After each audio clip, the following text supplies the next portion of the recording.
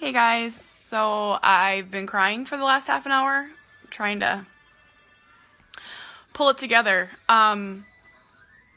This is the first time that Cooper and I have been made to feel like we were not truly welcome somewhere, and I'd like to tell the story because it's gotta change, or people like me, I will never be able to leave my home. In Woodbury, Minnesota, there is a fantastic park called Madison's Place Playground. It was built for special needs children. It was built by a family that had a little girl with special needs. The park is fantastic. It is Cooper's favorite place. It is one of the only places that we go. Cooper is 6. He is nonverbal. He has severe autism. He has a disability. It affects his neurological thinking. It affects him cognitively, socially, behaviorally, everything. Can you say hi? What do you say? Looks just like a normal kid, right? Just looks just like any other kid. He is. He's just a kid. Cooper loves the way things sound. He loves to push things. He loves to drop things. He likes to hear it. He likes to be really silly. He does not know how to play. That's the way he interacts. He was on the slide and he was rolling around. It was very obvious that he was rolling around, and his feet hit a little girl and she slid down the slide. I watched the whole thing happen. I was right there. Immediately, I was next to the family. Before the father even checked on the child, he yelled at me and yelled at my son. Cooper does not understand this, so he ran away and laughed and played. Now, not only do I need to always have an eye on my son because he is nonverbal, he's a runner, he craves danger at the special needs park. Instead, I apologized to these people 5 times. I tried to explain that he has severe nonverbal autism. The little girl was not crying, nor was she hurt. They proceeded to yell at me and ask what was wrong with my kid, why was he there, what were we doing there at the park for disabled children. I couldn't speak. I had told them that he had autism. I tried to explain it. It wasn't enough. They continued to yell at me. I found my son, who was having the time of his life, and had to physically remove him from the special needs park. I saw the couple with their daughter in the parking lot, and I had enough. And I just asked them what their problem was. Do they know where they're at? And they said, "Your son pushed our daughter." I apologized for a 6th time and tried to explain that he didn't even see her daughter. They continued to yell at me. Autism Awareness Month starts tomorrow, friends. April 1st.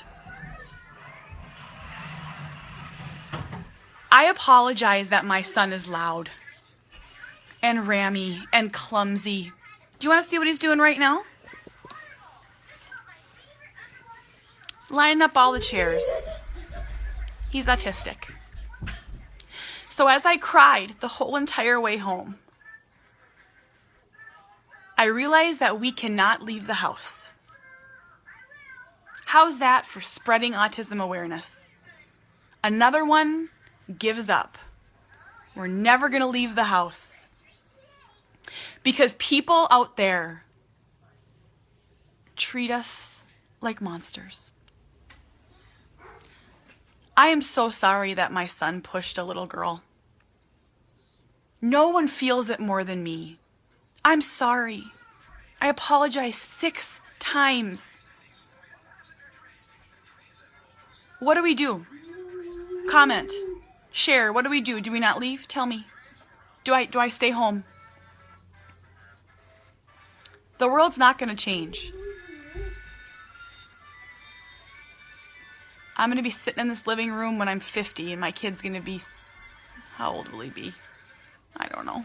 He's going to be 50. I'm going to be 70, 80. Because the world won't change. That was the first time we've been spared. He's 6. It's the first time I felt like that. Like we couldn't be somewhere because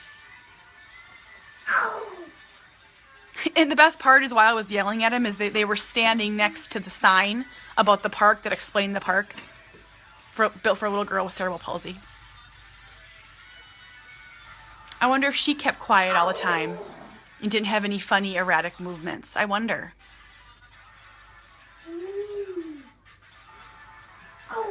What am I supposed to do? I don't know what to do. We're never going to be able to leave our house. The world has to get better.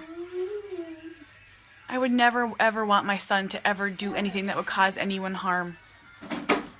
And I have never apologized more than I did to this family, and they made me feel like we didn't belong and we shouldn't be there. God, it's terrible. I would never. I try to put myself in that position. What if someone pushed Sawyer when he was little, or pushed Cooper? The second they explained that their child had a disability, Cooper's not a monster. He doesn't even know, people. He doesn't know. I'm doing the best I can. Every parent is doing the best they can. We're trying so hard. And we have to be able to leave our houses. Oh. Sorry, I just can't. I'm scared. It's going to be a long road for us, for all these families, when you can't even go to a special needs park. Okay, I'm exhausted.